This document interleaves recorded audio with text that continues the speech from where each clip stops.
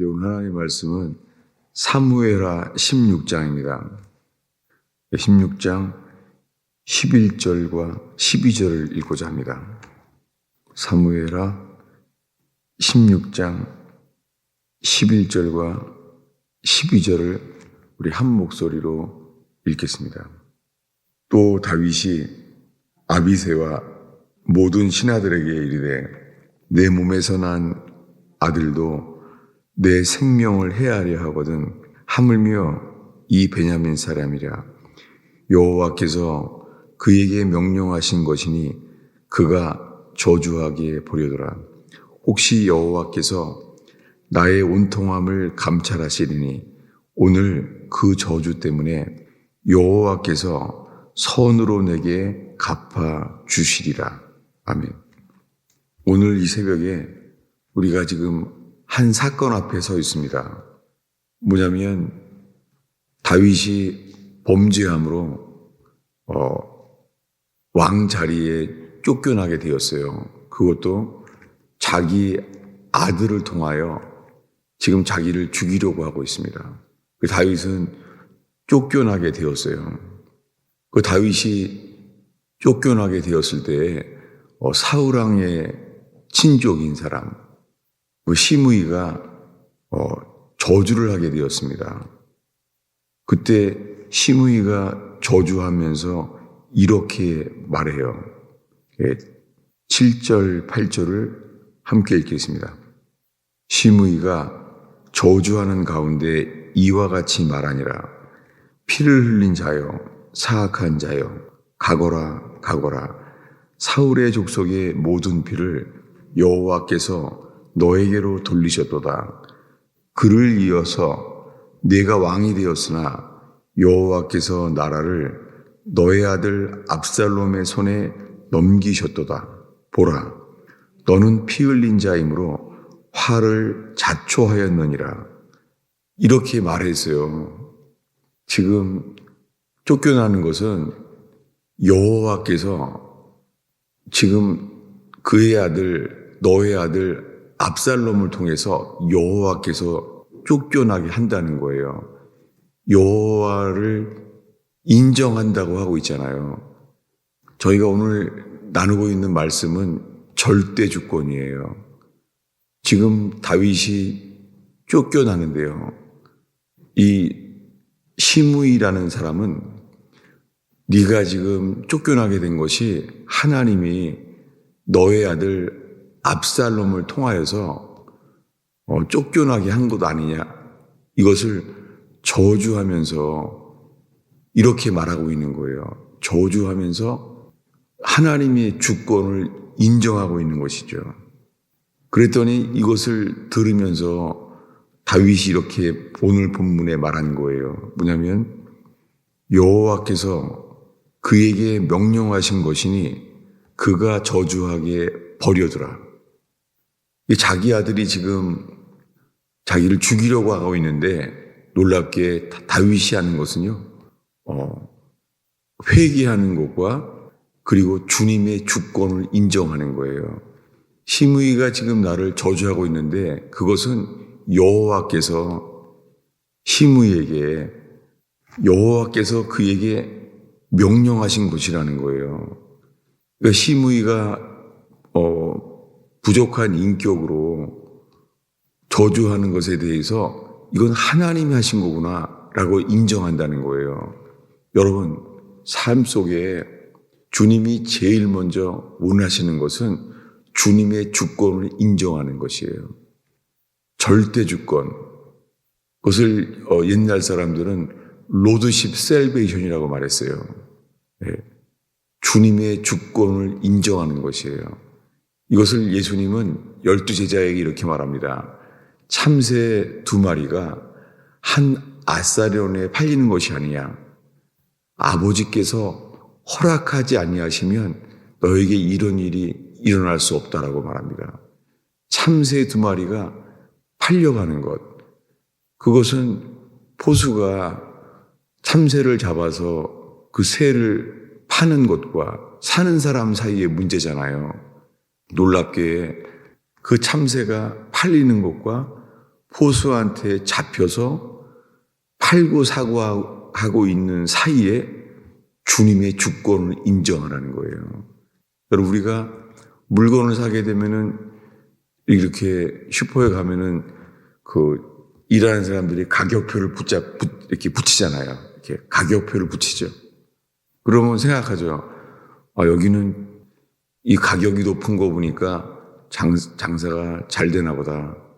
그리고요, 여기 계속 가격이 낮아지면은요, 여긴 좀 장사가 안 되나 보다. 생각하잖아요, 우리의 이성이. 주님은 사람을 찾아요. 평범한 일 속에서 중요한 일이건 모든 일에요, 주님의 주권을 인정하는 거예요. 참새 2마리가 한 아사리온에 팔리는 곳 속에서도 주님은 아버지께서 허락지 아니하시면 땅에 떨어지지 않는다는 거예요. 오늘 본문은 작은 일이 아니에요. 뭐냐면은 인생을 다시 회복할 수 없을지도 모를 일이에요. 왜냐하면 자기 아버지가 압살롬이 아히도벨과 반역해서 지금 죽이려고 하고 있고 지금 왕위를 쫓겨날 상황이에요. 여러분, 진리의 놀라운 점은요, 작은 일이건 큰 일이건 인생 중에 다시 돌아오지 않을 일이건 관계없어요. 주님은 사람을 찾아요. 뭐냐면 모든 것에 주관하시는 분은 주님이라는 거예요. 주님은 이런 사람을 찾으세요. 여러분, 오늘의 예배 속에 우리의 모든 일상 속에 주님의 주권을 인정하는 저와 여러분 되기를 축원합니다. 그렇게 주님의 주권을 인정하면서 말합니다. 심의가 나를 저주하는 것은 여호와께서 나를 저주하라 명령하신 것이니 저주하게 내버려 두라. 여러분, 우리 삶 속에 우리가 상하게 되면은요, 우리가 나오는 게 육신적인 반응이 나오잖아요. 거기에서 우리가 막혀요. 여러분, 이렇게 심의가 저주하는 상황처럼 우리에게 우리를 안 좋게 우리의 성품이 똑같이 반응하게 될 때 주님은 사람을 찾으세요. 뭐냐면 주님의 주권을 인정하며 하는 말이에요. 그 다음에 이렇게 말합니다. 12절에 주님의 주권을 인정하는 것, 그가 저주하게 버려두라. 이렇게 주권을 인정하는 말 다음에 이렇게 나와요. 기도가. 혹시 여호와께서 나의 원통함을, 나의 이 어려움을 감찰하시리니 여호와께서 보시리니 오늘 그 저주 때문에 여기에요. 심의가 나를 저주하는 거잖아요. 근데 우리가 하나님의 성품에 합당하게 주의 주권을 인정하고 살잖아요. 그러면 이렇게 말하는 거예요. 여호와께서 오늘 심의의 저주 때문에 여호와께서 선으로 내게 갚아주시리라. 아니, 심의가 하는 건 저주잖아요. 심의가 이렇게 말했잖아요. 피 흘린 자여, 너는 피 흘렸기 때문에 너의 아들 압살롬을 통하여 여호와께서 너를 쫓겨나게 한다는 거예요. 너는 화를 자초했다는 거예요. 이게 얼마나 화가 나요. 이걸 듣는 이 다윗의 부하는요, 죽여버리자는 거예요. 예. 이렇게 말합니다. 9절입니다. 이 다윗의 부하가 말하는 것을 보겠습니다. 9절을 읽겠습니다. 수리아의 아들 아비새가 왕께 여짜오되 이 죽은 개가 어찌 내 주 왕을 저주하리이까? 청하건대 내가 건너가서 그의 머리를 베게 하소서. 예, 이게 보통 사람들의 반응이잖아요. 근데 다윗의 반응은요, 심의가 나를 저주하는 것은 여호와께서 나를 저주하라고 명령하신 것이니 저주하게 버리어 두라. 이게 절대 주권이에요. 주님은 사람을 찾으세요. 모든 일에, 안 좋은 일에도요, 먼저 주님의 주권을 인정할 사람을 찾으십니다. 놀랍게, 그리고 이렇게 말하는 거예요. 오늘 이 시므이의 저주 때문에 주께서 어떻게 해요? 여호와께서 선으로 내게 갚아주시리라. 놀랍게 절대 주권을 인정하는 신앙 안에서 그가 지금 기도하고 있는데 주님이 이 말씀대로 하십니다. 놀랍게 이 두 문장 때문에 이제 여호와께서 다윗을 돌이키게 하세요. 이 저주 까닭에 저주 때문에 여호와께서 선으로 내게 갚아주시리라. 이 일이 일어나요. 여러분, 오늘 이 새벽에 우리가 오늘이라고 불리는 동안에 어떤 일을 당해도요, 절대 주권, 주님이 허락지 아니하시면 이런 일이 일어날 수 없나이다. 참새 2마리가 한 아사엘원에서 팔린 것까지 주님의 주권을 인정하시는 것처럼 오늘 말씀은 인생이 다시는 회복할 수 없을 큰 일이잖아요. 진리의 놀라운 점은 큰 일이건 작은 일이건 진리는 똑같다는 거예요. 저는 2주 동안 제 삶의 모든 영역 속에 주님의 주권을 인정하면서 사는 것을 이제 회복되기 시작합니다. 그랬더니 제 속에 사람들에 대한 섭섭함, 그런 판단이 없어지는 거예요. 기준이. 아니면 섭섭하거든요. 좀 이 정도로는 좀 잘해야 되는 거 아닌가. 그러면서 이끌자고 하는 거예요. 이끌려고 하거나 고치려고 하는 거예요. 그런데 놀랍게 주님의 주권을 인정하는 사람들은요, 삶이 청지기의 삶이래요. 청지기는 뭐죠? 청지기는 상황을 판단하는 게 아니에요. 그것이 상황을 판단하는 것이 아니라 그건 주인이 하는 일이잖아요. 우리가 할 일은 뭐예요? 순종이에요. 가나의 혼인잔치에 포도주가 모자란 거예요. 아주 인생이 부족한 사람이죠. 아니, 혼인잔치에 술이 부족한 거예요. 근데 주님은 사람을 찾아요. 뭐냐면 그때 마리아가 말합니다. 그가, 그 아들 예수가 뭐라고 말하든지 그대로 하라 라고 하인에게 말합니다. 정말 놀랍게 상황 판단을 분별하지 않고 그대로 순종하는 사람, 그 하인에게 예수님이 말합니다. 물을 항아리까지 가득 채우라. 아니, 포도주가 없는데 물을 채우라는 거예요. 주님은 사람을 찾아요. 그것은 뭐냐면 주님 말씀하시면 그대로 순종하는 사람. 그랬더니 주님이 정말 이렇게 말하는 거예요. 물을 항아리를 가득 채운 다음에 갖다가 주라는 거예요. 포도주를 원하는 사람한테 뭘 주라고요? 물을 떠다 주라는 거예요. 여러분, 상황을 판단하는 사람은 못합니다. 하인이 그대로 해요. 하인은 물 떠다 주라니까 물을 떠다가 포도주를 달라는 사람한테 주는 거예요. 놀랍게요. 이 순종하는 사람을 통하여 그 사람은 알게 돼요.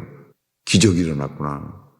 사람들은 포도주에 놀랐지 기적은 몰랐습니다. 기적은 순종한 사람만 알았습니다. 여러분, 주님이 말씀하시면 그대로 순종하는 사람은 청지기예요. 청지기의 삶으로 살 때 주님은 사람을 찾습니다. 주님은 순종하는 사람을 찾는다면 주님은 우리들에게 기적을 경험하도록 주십니다.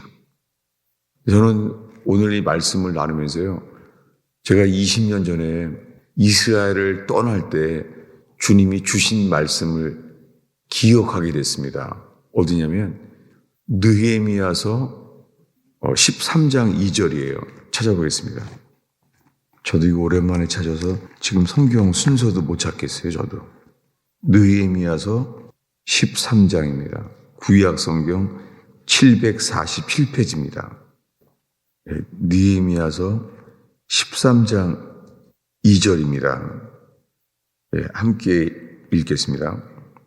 이는 그들이 양식과 물로 이스라엘 자손을 영접하지 아니하고 도리어 발람에게 뇌물을 주어 저주하게 하였음이라. 똑같은 상황이죠. 계속 읽겠습니다.